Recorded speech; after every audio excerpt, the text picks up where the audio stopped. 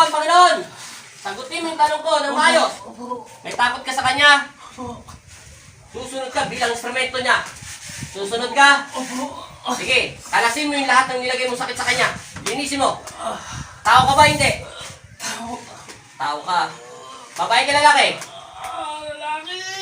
Bata matanda? Tanda! Matanda ka na? Kaibigan ka? O sige, tanggalin mo yung sakit. Kung kaibigan ka niya, ilang taong ka na kuya? Ilang taong ka na? Kung matanda ka na, pag hindi mo sinagot ang katanungan ko bilang instrumento ng Panginoon si Kristo, dudurugin kita at lulusangin kita sa loob ng katawan niya. Malakas sila tin. Sa ngalan ng Panginoon si Kristo. Ano? Sige, subukan mo umatake sa akin. Pupugutan kita ng hininga. Sasalutin mo o hindi? Ilan taon ka na kuya? 56! 56. Sige, tanggal. Tanggal mo. Halimbawa mo lang. Anong nilagay mong dasal sa kanya? Magkapit bahay lang ba kayo nito? Malayo? Taga-saan ka sa Pampanga? Hindi ko muna alamin ang pangalan mo. Taga-saan ka sa Pampanga? Taga-saan? Sige, tanggal. Nung karing ka no? Ubos.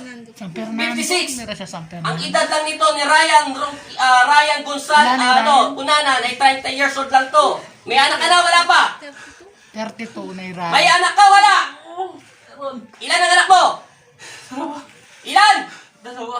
Babae, lalaki? Babae, lalaki ang anak mo? Babae. Ano nga, babae, lalaki? Babae. Pero sa babae? Ilang taon ang panganay mo? Ilang taon na ang panganay mo? Dudurugin kita, maniwala ka sa akin, huwag mong pilitin na ilapag itong kanong kamay ko sa puso mo. Ilang taon na yung panganay mo? 35, 56, 35. Sige, last, yung bunso mo, ilang taon na? Ilan? Tanggal. Ilang taon na yung bunso mo? Ilang taon na bunso mo? Oh, sige, tanggal. Ito, wala pa tong anak. Sige, ubos. Anong kinagagalit mo sa taong ito? Anong dahilan? Taga San Fernando, Pampanga. Ano? Hindi ko na nga inalam pangalan mo. Taga San Fernando, Pampanga. Anong kinainisan at kinagagalit mo kay Ryan? Kunanan.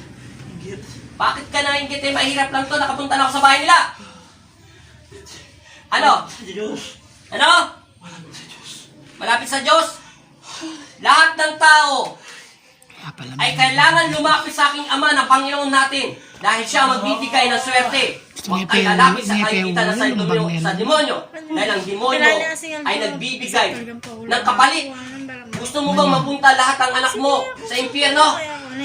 Gusto mo bang mapunta sila lahat dahil sa kagagawan mo? Gusto mo ibinebenta mo ang kanilang buhay at kaluluwa? Pagsisisihan mo yung ginawa mo dahil alam mo bakit? Sarili mong anak ibinebenta mo sa sarili mong dugot laman sa demonyo para lang sumamba ka sa isang kadiliman. Sige. Taga San Fernando, may asawa ka ba o buhay pa? Wala na. Wala ka ng asawa? Patay na? O nag-ibalay lang? O, sige. Hindi ko na alam yung pangalan mo. Dalawa anak mo. Isang 18 ang bunso. Isang 36 years old yung panganay mo. 56 years old ka. Wala ka ng asawa, patay na. Tingnan mo, wala naman akong ginagamit sa'yo. Ito lang yung mga kamay ko. Nagpipipiyok-piyok ka dyan. Halos hindi ko na nga makukubakan yung stick eh. Okay. Tanggal. Naiingit ka rito.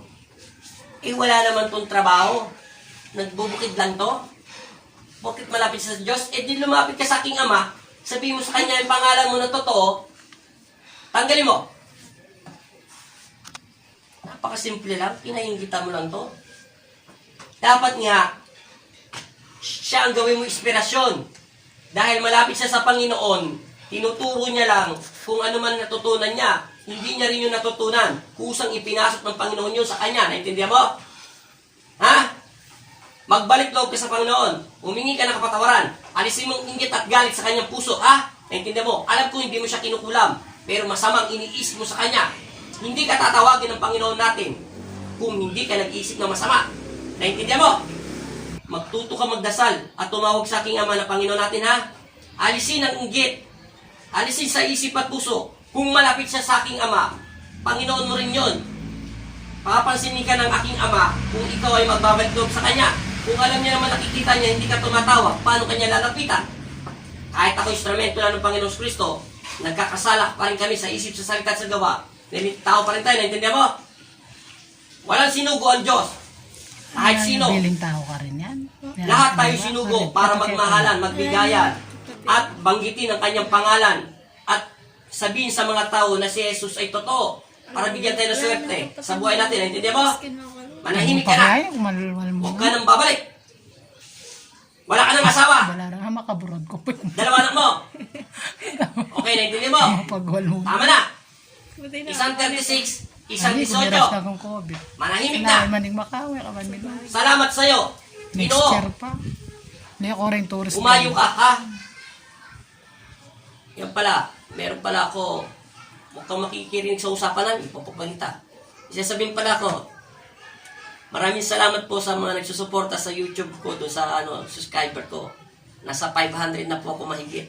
Tsaka may nag-like po doon, nagtanong, sugo daw kami, ikaw ba ay sinugo ng Diyos? Ibig sabihin niya, naniniwala daw siya sa ganon, kasi dati rin daw siya kinulam. Pero sasabihin ko sa ito, totoo. Walang instrumento ang Diyos na sinugo sa lupa. Lahat, ikaw, ako, sino man tao sa mundo, pari man, pulis, etc. ay sinugo tayo ng Diyos. Huwag mo kong sasabihin na sinugo. Instrumento lang ako ng Diyos. Maraming salamat sa panonood mo sa akin. Pero hindi kami sinugo ng Diyos. Kami ay instrumento lang. Tao din kami nasusugatan, nasasaktan. Ang sugo ng Diyos ay isa lang, ang anghel ng Panginoong Kristo at ang Panginoong Jesus. Walang sino man ang higit na kapangyarihan sa ating Ama at sa Panginoong Kristo at sa pangalan ng Panginoong Jesus Nazareno. Lahat tayo ay pantay-pantay. Basta't ang sugo, tayong lahat ng mga tao dito sa lupa upang magmahalan at magkapatawaran at magpakumbaba. Yun po ang dapat natin gawin at para ibigay ng Panginoon ang lahat ng hinihiling natin. Maraming salamat po sa mga nagsuscribe dyan. Maraming salamat din po sa lahat na nanonood dyan. Lumagpas na ako sa 500. 2 weeks pa lang. Ganun kadami ang nanonood sa akin. Maraming tumataas na rin po yung ratings ko sa views. Maraming salamat po. Sumandal ka. Isandal mo yung katawan niya. Huwag mo masyadong bigatan. Mahirapan yan. Sa ngalan ng Ama, ng Anak at Espiritu Santo, pinalalayas kita at magbalik loob ka sa aking Ama na Panginoon mo rin. Manahimik ka at maging tayapang yung utak at isip at puso. Patawarin ka ng aking Ama na si Jesus sa iyong ginagawa sa iyong kapwa. Nawang yung wala ka palang asawa. Nawang yung anak ang intindihin mo at magtrabaho ka alang-alang sa kanila. Gamitin mong instrumento ang aking Ama at inspirasyon ang iyong mga anak. Ikatatlo, itong taong hinahangan mo. Naintindihan mo? Lumapit ka sa aking Ama, papansinin ka niya ng walang alinlangan, ibibigay niya ang lahat ng gusto mo kung anong ipagdarasan mo. Huwag lang sobra-sobra. Unawaan mo ako. Salamat sa ngalan ng Ama at ng Anak at Espiritu Santo. Umalis ka na sa loob ng katawan ng taong to sa pangalan ng Jesus. Amen. Dumilat ka. Ibaba mo pa mo. Binubutol ako. Sige, kapag mo dyan. Patay. Pinatay mo? Hindi, sabi mo wag eh. Pinapatay mo. Anong pakiramdam mo sa likuran mo? Tagawa ka Masakit pa? na lang. Sigaw mo pa. Hindi na gano'n masakit. Wala na. Yan pa mo. Tingnan mo. Masakit. Hindi mo, nawala na natin sakit. Nawala na. Tumayo ka para mapagpaglan yung sakit mo. Pero yung nag-ano siya, parang Parang nag-vlog. hindi, may mag-message sa akin. Wala yan. Ano yan? Sige. Anong pakiramdam? Nawala doon yung sakit. Tinamaan mo camera mahal. Oo, kanina nakikita sa Nabawasan yung sakit. Yung balakang mo. Nagkunin mo, Kene? Nawala yung Punta na ka, pamamaga ng Kene? paa mo. Tingnan mo yung paa mo. Ay, Nawala. punta na ka, Kene. Ako may nakit minuna kaya, inatuke. Ay, Nawala yung mo. pamamaga. Pati likuran mo. Ay, nangilap. Ano sasabihin mo sa Panginoon? Iba po talaga yung Panginoon. Oh, yan. Siyempre, lagi tayong magdasal ha. Maraming salamat. Nawala yung pamamaga ng paa mo. Kanina namamagayan, oh, parang bumalik sa dati. Tingnan mo, magkapares na kayong paa. So, di ba?